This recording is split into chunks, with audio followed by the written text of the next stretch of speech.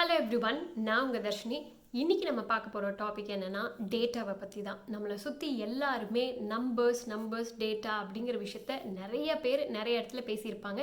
அதே மாதிரி இன்னொரு விஷயத்துலையும் பேசியிருப்பாங்க. நம்மளோட டேட்டாலாம் நிறைய பேர் திருடுறாங்க, ஸோ நம்மளோட டேட்டா வந்து நிறையா கம்பெனிஸ் வந்து பார்க்குது அப்படிங்கிற விஷயத்தை பற்றியும் நம்ம பேசியிருப்பாங்க. ஸோ பேசிக்காக டேட்டா அப்படிங்கிற விஷயம் எப்படி இப்போது இந்த காலகட்டத்தில் இந்த ரீசெண்டாக கடைசி ஒரு 10 வருஷத்தில் எப்படி இவ்வளோ ஃபேமஸ் ஆச்சு, அது ரிலேட்டடாக இருக்கிற job. For example data scientist அப்படிங்கிற ஜாப் வந்து sexiest job of 20th century அப்படிங்கிற ஒரு நேமுமே அதுக்கு வந்து கிடச்சிருக்கு. ஒரு ஸ்பெசிஃபிக்கான ஜாபுக்கு எதுக்கு இவ்வளோ பெரிய ஒரு நேம், அதே மாதிரி இதுக்கு எதுக்கு இவ்வளோ பெரிய ஒரு கான்சன்ட்ரேஷன் அப்படிங்கிறத பற்றி தான் நம்ம மெயினாக பார்க்க போகிறோம். அதை தவிர வந்து பிக் டேட்டா, அதாவது இந்த நார்மலான டேட்டா இன்ஃபர்மேஷன் வந்து ரொம்ப அதிகப்படியான சேர்ந்து அது வந்து பிக் டேட்டாங்கிற ஒரு வேர்ல்டை க்ரியேட் பண்ணுது. ஸோ அந்த பிக் டேட்டாங்கிறது நம்மளுக்கு ஆக்சுவலாக யூஸ்ஃபுல்லாக இருக்கா, இல்லை நம்மளுக்கே அது ப்ராப்ளமாக இருக்கா அப்படிங்கிறத பற்றியும் தான் நம்ம டிஸ்கஸ் பண்ண போகிறோம். ஸோ ஃபர்ஸ்ட் ஆஃப் ஆல் நம்ம ஏன் வந்து இந்த டேட்டா அப்படிங்கிற ஒரு விஷயம் இந்த ரீசெண்ட் இயர்ஸில் ரொம்ப ஃபேமஸ் ஆச்சு அப்படிங்கிறத பற்றி தான் பார்க்க போகிறோம்.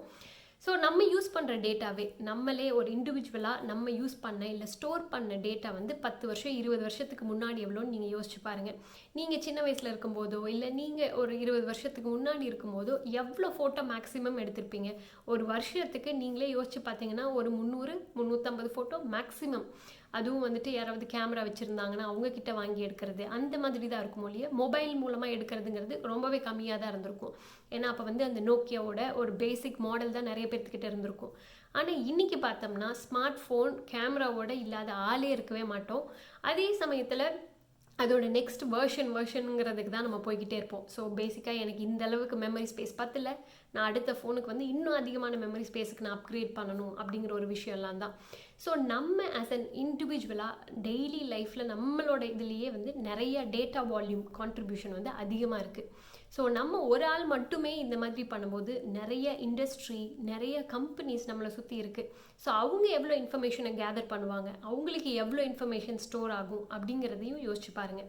ஸோ பேசிக்காக இந்த டேட்டாங்கிறது வந்து முன்னாடியே இருந்துச்சா, இல்லை இந்த டேட்டா ஃபீல்டு இப்போ தான் வந்துச்சா, இல்லை முன்னாடியே இருந்துச்சான்னு கேட்டோம்னா முன்னாடி இருந்த காலகட்டம். ஸோ 1950s இருக்கட்டும் 60s இருக்கட்டும், அந்த டைமில் எல்லாம் டேட்டாங்கிறது ஆக்சுவலாக இருந்துச்சு. ஸோ மேத்தமேட்டிக்கல் ரிலேட்டடான ஜாப்ஸோ இல்லை அதோட ரிலேட்டடான விஷயங்கள், ஸ்டாட்டிஸ்டிஷியன் அப்படின்னு சொல்லுவாங்க, அந்த ஒர்க் எல்லாம் ஆக்சுவலாக இருந்துக்கிட்டு தான் இருந்துச்சு.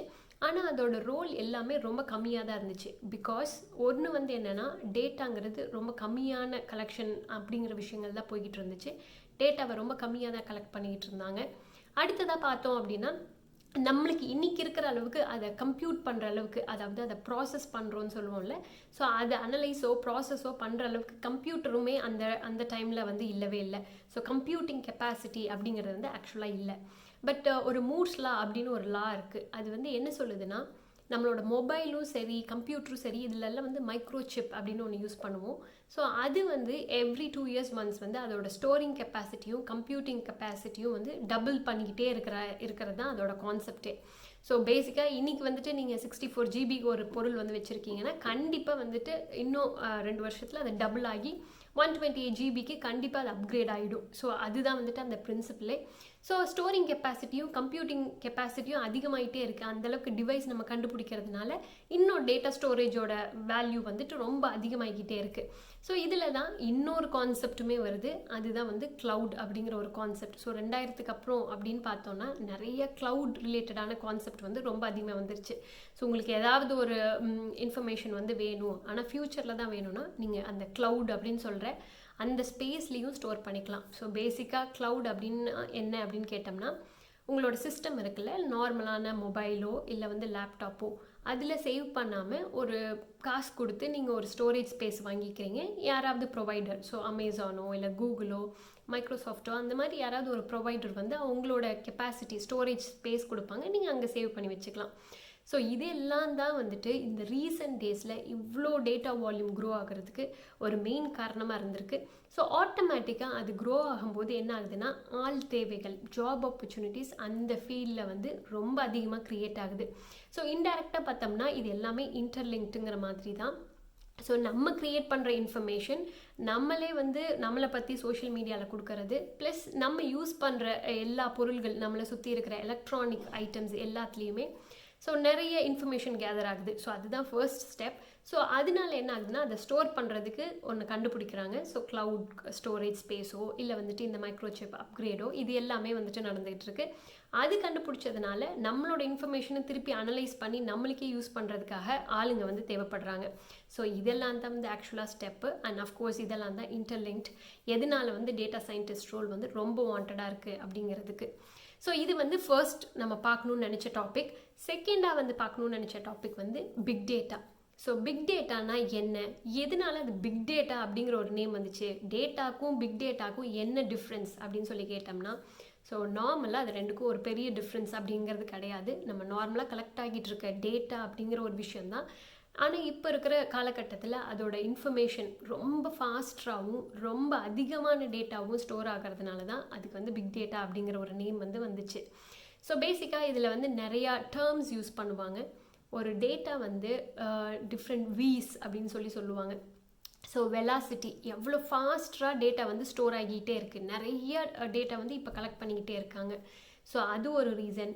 அப்புறம் வெரைட்டி, டிஃப்ரெண்ட் டைப்ஸ். நீங்கள் பழைய காலத்துலலாம் பார்த்தா மேபி ஒரு வீடியோ ஒரு ஃபோட்டோ அந்த மாதிரி ஃபார்மேட்ஸில் தான் இருக்கும். ஆனால் இப்போ கலெக்ட் ஆகிட்டு இருக்க டேட்டா பார்த்தோம்னா ஸ்ட்ரக்சர்டுன்னு ஒரு டேட்டா. ஸோ டேபிள் ஃபார்மேட்டில் டேட்டா கலெக்ட் ஆகலாம், டேபிள் இல்லாத ஃபார்மேட்டில், வீடியோ ஃபார்மேட்டில், ஆடியோ ஃபார்மேட்டில், இதிலெல்லாம் வந்து கலெக்ட் ஆகலாம். ஸோ இந்த different types of variety of data வந்து கலெக்ட் ஆகிறதுனால அதுவுமே இந்த பிக் டேட்டாக்கு வந்து கான்ட்ரிபியூட் பண்ணுது.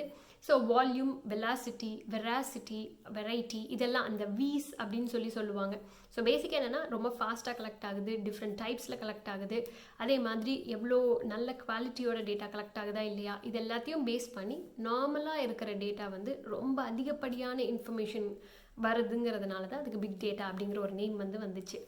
அதே சமயத்தில் இதோட ஓகே பிக் டேட்டான்னு சொல்கிறேன், எவ்வளோ கெப்பாசிட்டி, எவ்வளோ அது ஈக்குவலண்ட்டான நம்பர் சொல்லு அப்படின்னு சொல்லி கேட்டோம்னா, பேசிக்காக வந்துட்டு கிட்டத்தட்ட 20 வருஷம் அதுக்கு முன்னாடியெல்லாம் பார்த்தோம் அப்படின்னா இவ்வளோ வேல்யூ இல்லை. ஆனால் இன்றைக்கி வந்து எக்ஸாக்டாக எவ்வளோ டேட்டா இருக்குது, இந்த 2022 எவ்வளோ டேட்டா இருக்குது அப்படின்னு சொல்லி பார்த்தோம்னா, சர்வே பிரகாரம் 97 zettabyte ஆஃப் இன்ஃபர்மேஷன் இந்த வேர்ல்டு ஃபுல்லாக இருக்குது அப்படின்னு சொல்கிறாங்க. ஸோ அதுதான் வந்து அந்த பிக் டேட்டாவோட ஒரு மெயின் ஒரு ஈக்குவலண்ட் மெட்ரிக்ஸுமே.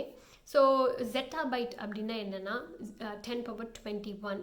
ஸோ நம்ம யூஸ் பண்ணுறதெல்லாம் வந்து கிகாபைட் அப்படி தான் நம்ம வந்து கேள்விப்பட்டிருப்போம். ஜிபி, எவ்வளோ ஜிபியில் சேவ் ஆகுது மெமரி, நம்ம ஃபோன்லாம் வந்துட்டு ஜிபியில் தான் ஆக்சுவலாக இருக்கும்.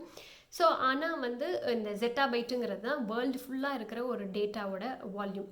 ஸோ ஜிபிங்கிறது வந்து 10^9 தான், ஆனால் இந்த zettabyte அப்படிங்கிறது 10^21. ஸோ எவ்வளோ தூரத்துக்கு அந்த வால்யூம் அதிகமாக இருக்குது அப்படின்னு நீங்களே யோசிச்சு பார்த்துக்கோங்க. அடுத்ததாக வந்து இந்த பிக் டேட்டா மெயினான கான்செப்ட், இது நம்மளுக்கு யூஸ்ஃபுல்லாக இருக்கா இல்லை வந்து இது உண்மையாலுமே நம்மளுக்கு ப்ராப்ளமாக இருக்கா அப்படின்னு சொல்லி பார்த்தோம்னா ரெண்டுமே அப்படிங்கிறது தான் உண்மை. நீங்கள் வந்து இது எதனால் வந்து யூஸ்ஃபுல்லாக இருக்குங்கிறது கண்டிப்பாக தெரிஞ்சுக்கணும். அதே சமயத்தில் எதுலலாம் வந்து இது ப்ராப்ளமாக இருக்குது அப்படிங்கிறதையும் தெரிஞ்சுக்கணும். ஸோ அதுக்கு பின்னாடி வந்து ஒரு சில விஷயங்களும் இருக்குது. ஸோ ஃபர்ஸ்ட் எதுக்கு வந்து இது யூஸ்ஃபுல்லாக இருக்குது அப்படிங்கிறது வந்து பார்த்தோம் அப்படின்னா, இப்போது நிறைய கிரிமினல் கேசஸ் எல்லாம் வந்துட்டு கம்ப்ளீட்டாக கண்டுபிடிப்பாங்க. ஸோ கவர்மெண்ட் வந்து எல்லா ரெக்கார்ட்ஸும் அவங்க கண்ட்ரியில் இருக்க சிட்டிசனோட ரெக்கார்டு, அவங்களோட நம்மளோட தம் இம்ப்ரெஷன், ஸோ பேசிக்காக நம்மளோட தம் இம்ப்ரெஷன் கொடுத்தாலே நம்மளோட ஃபுல் டீட்டெயில்ஸுமே வந்துருங்கிற மாதிரி தான்.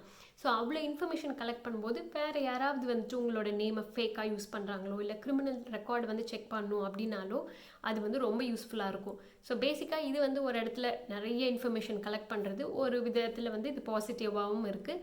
அதே சமயத்தில் ரீட்டைல் இண்டஸ்ட்ரி, இப்போ அமேசான் அப்படின்னு சொல்லி எடுத்துக்கிட்டாலோ இல்லை வந்து வால்மார்ட், அமெரிக்காவில் இருக்கிற வால்மார்ட் வந்து ரொம்ப பெரிய ரீட்டைல் இண்டஸ்ட்ரி.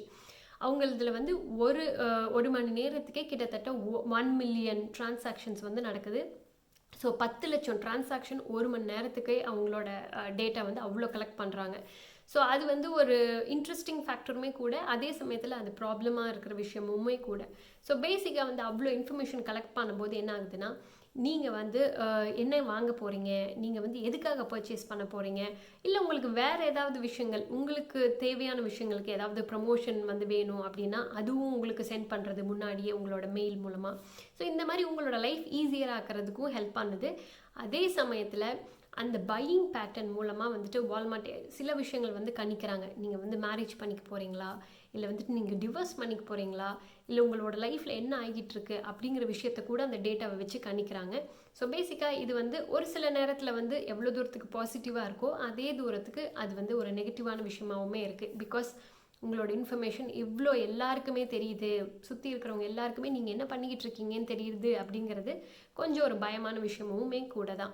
ஸோ எந்த அளவுக்கு இதில் பாசிட்டிவ் சைடு இருக்கோ அந்த அளவுக்கு கொஞ்சம் நெகட்டிவ் சைடுமே தான் இருக்குது. ஸோ ஆஸ் அ பர்சனாக நம்ம வந்து என்ன பண்ணலாம் அப்படின்னா, நம்மளுக்கு உண்மையாலுமே தேவையான இன்ஃபர்மேஷன் எதுவோ அதை மட்டும்தான் வந்துட்டு நம்ம ஓப்பன் சோர்ஸில் கண்டிப்பாக கொடுக்கணும். அதை விட்டுட்டு நம்மளுக்கு உண்டான ஒரு பர்சனலான விஷயங்கள் எல்லாத்தையும் சோஷியல் மீடியாவில் போடுறது, நம்ம நிறைய இடத்துல கேள்வி கூட பட்டிருப்போம். ஸோ ஒரு கிட்னாப் அப்படிங்கிற ஒரு விஷயமே வந்துட்டு டே 1லேருந்து டே 10 வரைக்கும் ஒரு பர்சனை பற்றி எல்லாமே சோஷியல் மீடியாவில் நம்ம பார்த்துட முடியும் அப்படிங்கிற அளவுக்கு நிறைய விஷயங்கள் நம்ம லைவ் அப்டேட் போட்டுக்கிட்டே இருக்கோம்.